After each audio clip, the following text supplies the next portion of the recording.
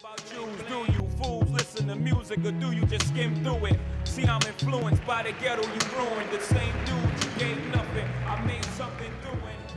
What's happening, DC?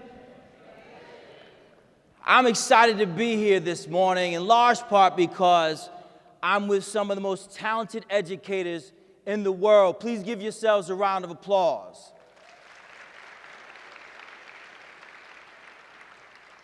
Now, what's interesting is I find myself in a situation where more and more when I come to speak before certain organizations, not only do I come excited to speak, but they feel like they need to talk to me a little bit about avoiding being controversial.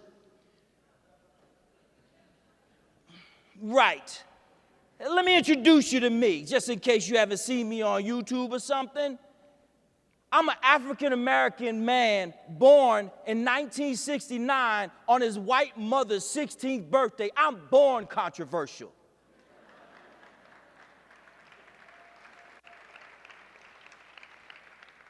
You see, we spend too much time on our side trying to find the right things to not say, apologizing for our success, trying to make somebody comfortable who doesn't want to be comfortable. They want to shut your schools down. They don't want me to say things like the teachers union. They want me to avoid that.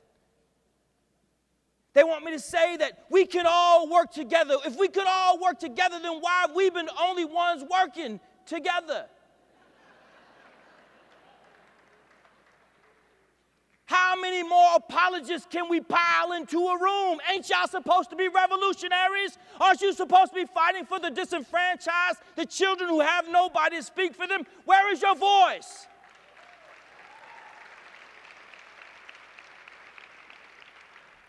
I could see if I was trying to go for a job at United, being responsible for security, that might be controversial.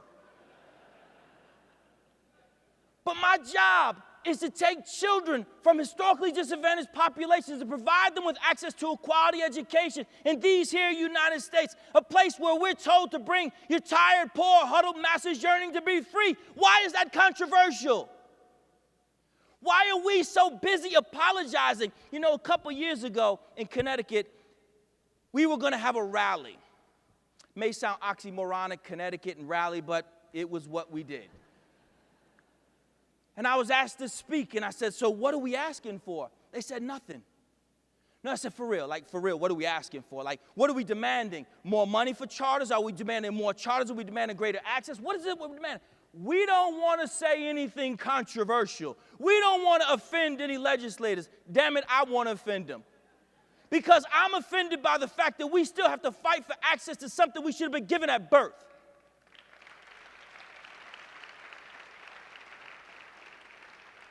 Y'all don't want me to do anything controversial. I will not appear in a Pepsi commercial. I will read all the contestants' names in the right order if you put me on a beauty pageant stage. But what I will not do is apologize for the success of our children. What I will not do is allow them to lie about what you do every single day. I will not allow the other side, the very people who should be helping us, black legislators, black Democrats, Latino Democrats, brothers and sisters who live in the hood, but somehow are successfully getting their kids into charter schools, but won't stand up with charter operators.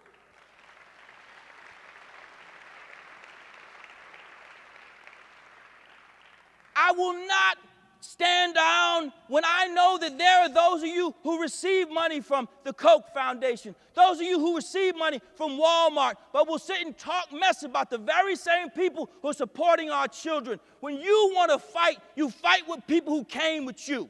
See, when I grew up, whoever you rode to the party with, that's who you had to get out of the party with. I know everybody didn't grow up that way. See, the way I grew up, the way this thing went down, is one person typically had enough money to get into the party, and his job was to go around back, open the door so the rest of y'all could get in. Now, some of y'all didn't open that damn back door.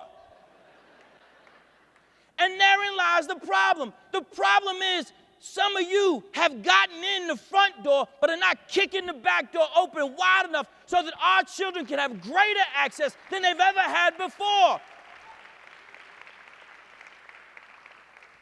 What are we apologizing for? What are we apologizing for? For sending children to college who weren't supposed to go? For putting children in AP classes in a community that was more willing to warehouse them in special education than to see that they are special and educated in every way?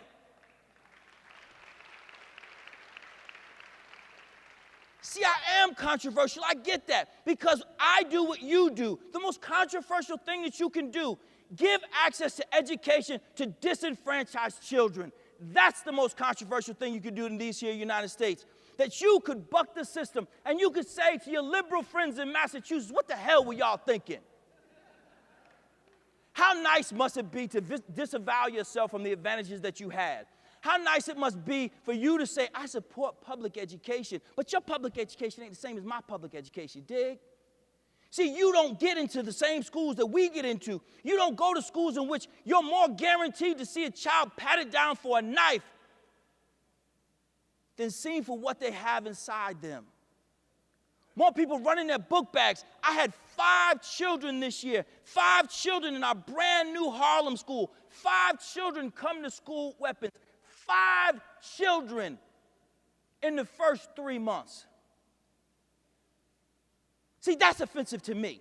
What's offensive to me is that we stay silent, that we do not say to someone like Al Franken, hey, brother, you're so pro-public education. How come your kids went to Andover? See, we care too much about making friends, but your friends are not your friends. Don't you remember the 8th grade? You ain't go to school to make friends. We are too concerned about saying things that will make other people agree with us. I don't care if you agree with me. I got a round-trip ticket. I'm going back no matter what. What I need you to do is I need you to stand up and use the power that is in this room. Some of the most powerful educators who've ever walked upright are among you.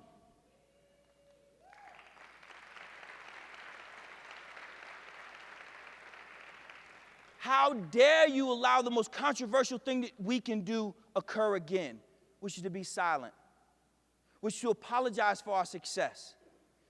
You sit and you talk to people and they tell you, well, I'm for pro-public education. And then you say, well, I run a charter school. That's a private school. You guys are profiteers. You're cheating. You somehow, through this magical process called a lottery, because you know black folks don't know anything about lotteries. You somehow found the only kids in the city who could learn to read, write, and compute. Except for the fact that their brothers and sisters are in your school and you can't teach them. Do you understand how profoundly racist it is for someone to say that your children are different? But see, we don't call them on that. We don't call them on that. And we don't even talk to each other. Real talk. So many of us African Americans who are in this movement find ourselves fighting with many of our white colleagues in this very same movement, trying to get y'all to understand that we might know a little something too.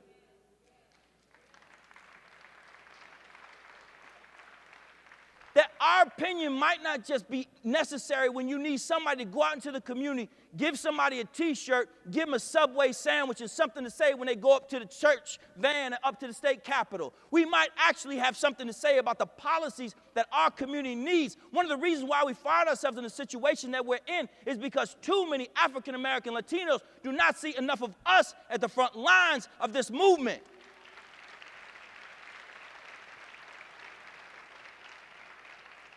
I say to our friends, the authorizers, we appreciate what y'all do, but work with us. Don't make our job harder. We came from district schools in many cases. We saw what ineptitude looked like. We saw what inertia looked like. Now we're supposed to be working together. We have the opportunity to change the world. Every single one of us, every single day that we awaken, are doing what we can to change the world. I need you to understand that you have an obligation to fight, a real fight, a genuine fight, because this is all we have. If we don't make it, it ain't going to happen.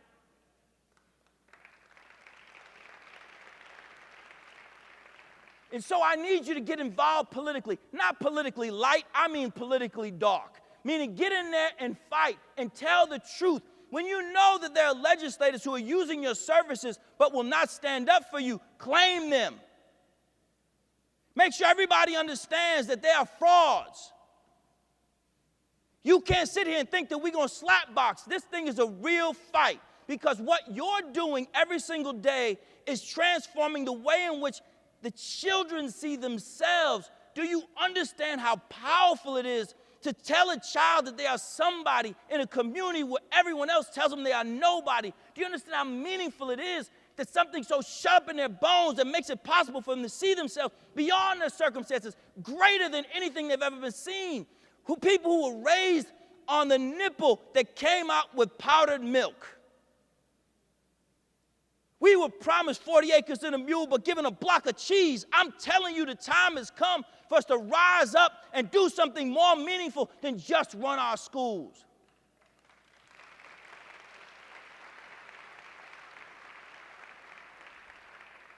There was a time, much like in American sports, where we needed a Jackie Robinson. We needed somebody who could come in and be polite and be nice.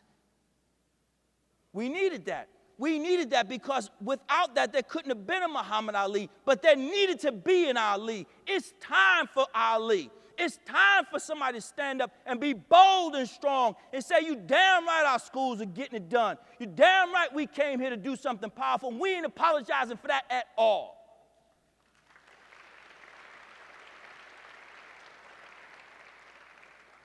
You must fight. And what fight means is every single time a child applies to your school, make sure an automatic email goes to their local legislators, their state legislators, and federal legislators. Because then they'll start to see, wait a minute, there are a lot of kids applying. Our school in Harlem just opened this year. Just opened this year. Not one parent had seen where we were going to be. Not one of them even knew the address of where we were going to be. In our first year, 1,100 children applied.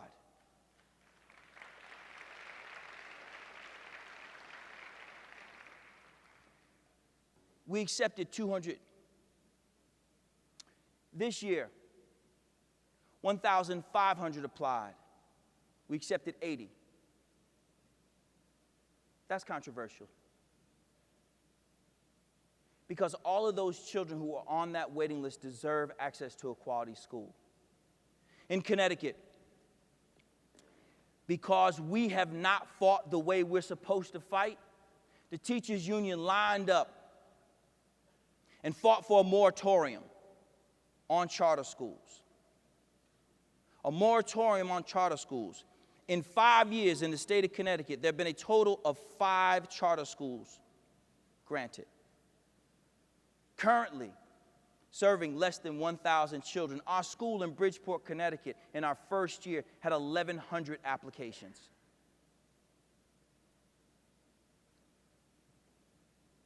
It's not enough. It's not enough that we exist. We have to expand. The most powerful thing that we can do in this great nation of ours is to challenge the system. But to challenge the system, we must acknowledge that we are the ones to challenge it. You are the freedom fighters. You're it. You're the whole team.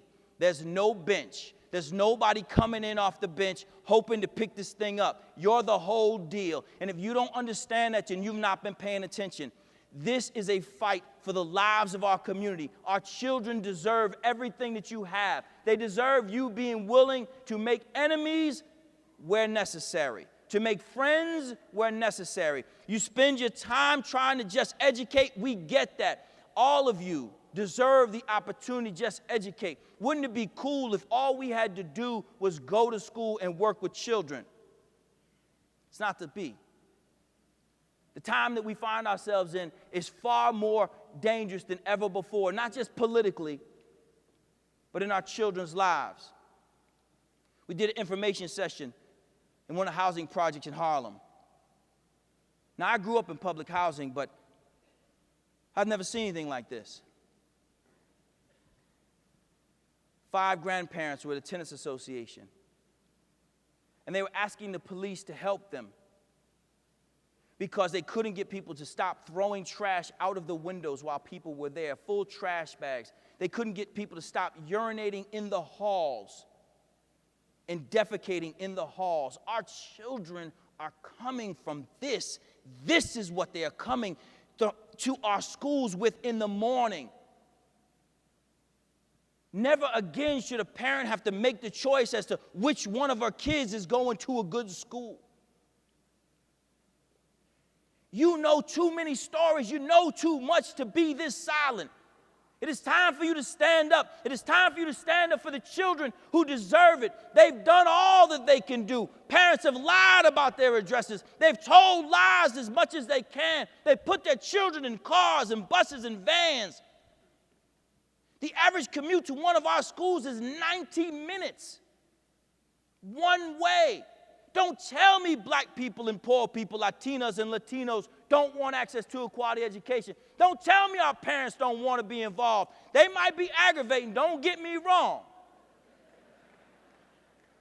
Because you got to fight with them and for them at the same damn time.